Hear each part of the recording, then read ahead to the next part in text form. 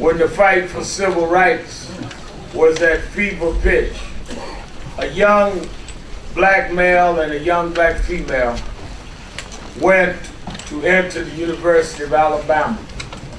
They were blocked at the door by the governor of Alabama, George Wallace, who did not want to see integration in higher education. My mother, who is from Alabama and passed 2 years ago, used to tell me that the race isn't given to the swift, but nor to the strong, but to those that can endure. And that young boy and young girl endured threats and humiliation. The young girl had a little sister who had to grow up in the trauma of that time.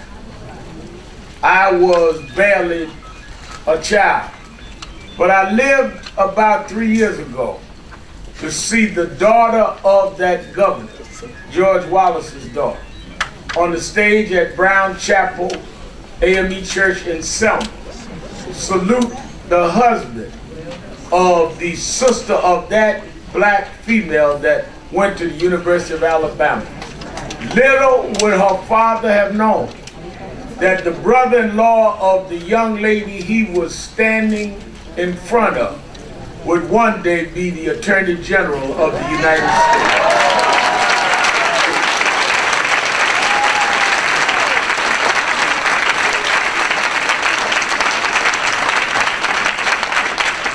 Eric Holder comes out of a legacy of America that kept growing and kept evolving, working his way up through law schools as a prosecutor, as a judge, in the Justice Department, and finally as the Attorney General, the first African American.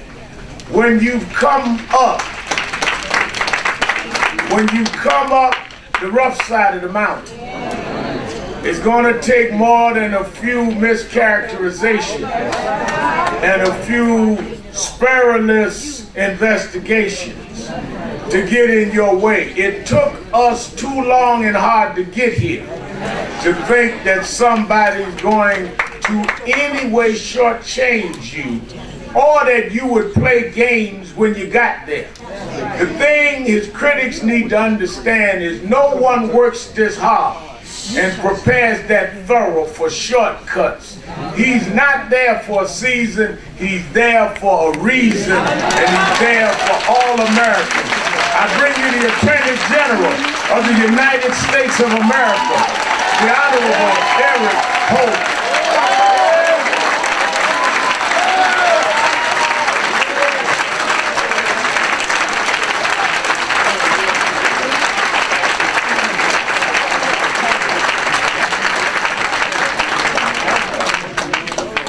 Good morning. Good morning. I talked to Reverend Sharpton and I said, look, man, I got to go after you, all right? And I know you're only doing an introduction, so tone it down, okay? Be fair to me, okay? I'm no Al Sharpton when he gets to do what I'm about to do. That was toned down. That was toned down. You didn't do what I said, man. But I want to thank you, Reverend Sharpton, and thank you all for such a warm welcome. It's a pleasure for me to be back home in New York City. This is home. I was born in Hunts Point. I grew up at 147th and 8th.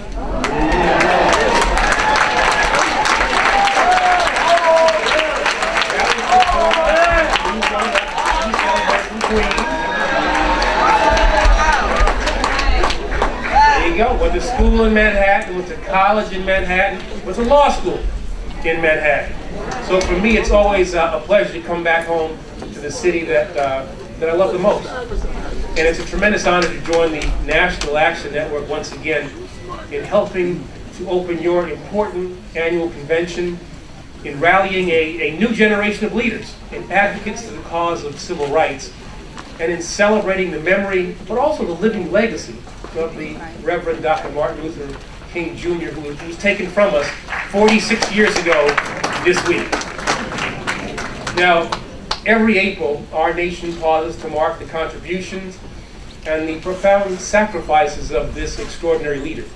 Dr. King dedicated his career to the service of others, and he gave his life in the work of building the beloved community and the more just society that remained our common pursuit. Each year, I am reminded of the enduring wisdom of Dr. King's words and the shining examples of his deeds as contemporary leaders come together at forums just like this one, not merely to honor him and so many others who have done before, but to confront the challenges of our time. Now, some of these challenges are born of new realities and circumstances. Others stem from questions and debates that are as old as our republic itself.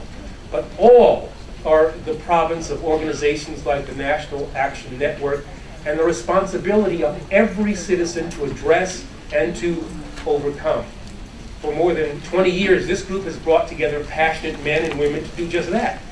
You're striving to ensure that every eligible American has access to the ballot box and a voice in the process of self-government. You're seeking safer streets and stronger neighborhoods for our children and for our families.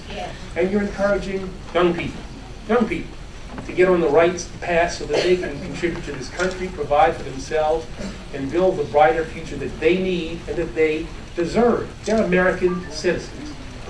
In these efforts and in many others, the National Action Network stands today, I think, as a driving force in our ongoing struggle to ensure that every community, every person has the opportunity, as Dr. King once said, to apply their citizenship to the fullness of its meaning. You know, this is a mission, and it's a moral imperative that we share. And since the day that I became Attorney General of the United States of America in 2009, I have been proud to stand alongside you in supporting efforts to advance the cause of justice that has always been at the center of this administration's work. Thank you. I'm pleased to note that the last 5 years have been defined by significant strides and by lasting reforms, even in the face of unprecedented, unwarranted, ugly, and divisive adversity. If you don't believe that, you look at the way, forget about me. You look at the way the Attorney General of the United States was treated yesterday by a House committee. It had nothing to do with me. Forget that. What Attorney General has ever had to deal with that kind of treatment? What president has ever had to deal with that kind of treatment? Last summer, after a narrowly split but divided Supreme Court struck down a key part of the historic Voting Rights Act of 1965, my colleagues and I took action by challenging specific laws in North Carolina and in Texas that could disproportionately restrict access to the ballot among some populations. Now, let me be very clear. Protecting the right to vote, the action that truly makes our nation an exceptional one, will continue to be a priority for this administration, for this Department of Justice, for this President, and for this Attorney General. We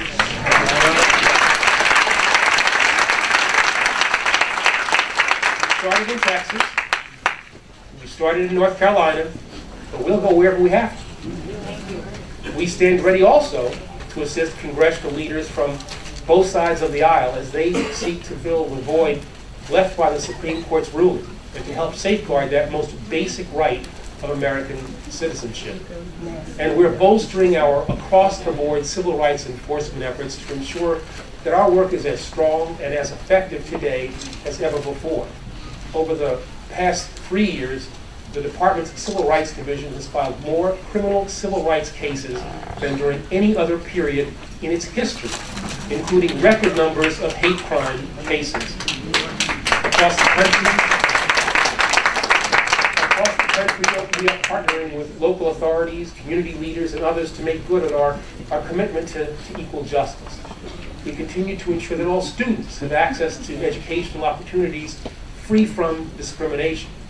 Just yesterday, the department won a court order rejecting a bid by the state of Louisiana and the governor to resist providing even the most basic information about how the state's voucher program will affect school desegregation efforts. Now, this ruling ought to resolve once and for all the unnecessary dispute initiated by that state's refusal to provide data. And we are providing vital support for programs that offer quality legal representation to those who cannot afford it, in accordance with the Supreme Court's decision in Gideon v. Wainwright, a landmark handed down just over half a century ago, which held that every defendant facing imprisonment has the right to an attorney. Now, in so many ways, today's Department of Justice is renewing its obligation to deliver fair outcomes and to ensure due process for everyone in this country, no matter who they are, no matter where they're from, and no matter how much money they make. But we're also asking larger questions about the mechanisms of our criminal justice system as a whole. And where appropriate, we're exploring ways to recalibrate this system, to make it as fair, and to make it as effective as possible. As it stands, in far too many places, a vicious cycle of poverty, criminality, and incarceration traps individuals, devastates families, and weakens communities. It's long past time for us to break this cycle.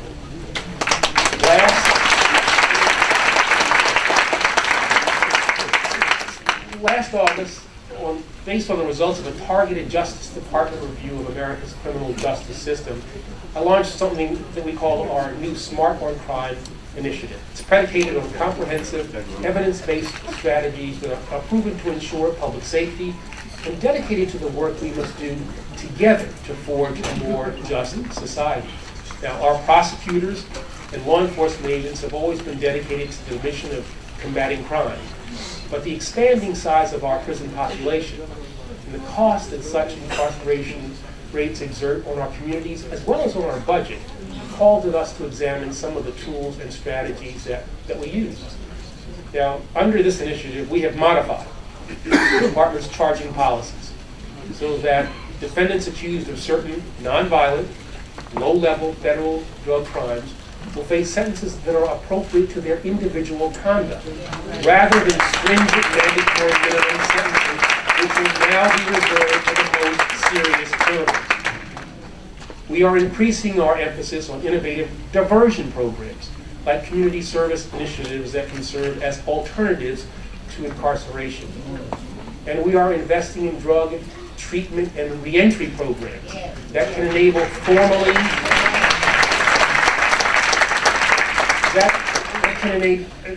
formally incarcerated individuals to acquire the tools and the skills that they need to become productive members of society. And many of these common sense steps are already showing great promise when it comes to strengthening communities, improving public safety, and making America's criminal justice expenditures more effective. But these actions and programs are only the beginning, because growing both tougher and smarter on crime also means rejecting any practice or policy that undermines sound law enforcement, that erodes trust in our most treasured institutions.